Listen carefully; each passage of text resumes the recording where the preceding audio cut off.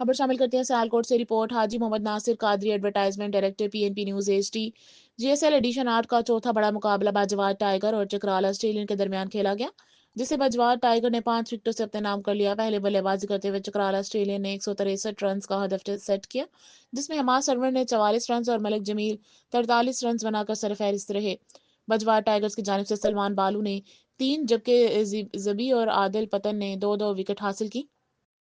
ان کے ساتھ مشرف بھٹی نے ایک بہترین سپیل اپنے نام کیا۔ ہدف کے تعاقب میں باجواد ٹائیگر نے اس ہدف کو 19ویں اوور میں چیز کر لیا۔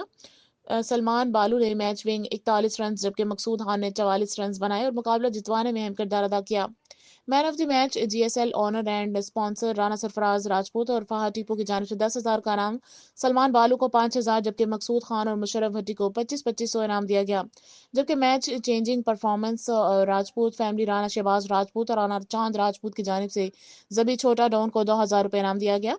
مقابلہ جیتنے پر اسپانسر کی جانب سے کھلاڑیوں کی حوصلہ افزائی کی گئی۔ ٹورنامنٹ کی پہلی جیت پر باجواد ٹائیگر کو مبارکباد پیش کرتے ہیں پی این پی اسپورٹس نیوز۔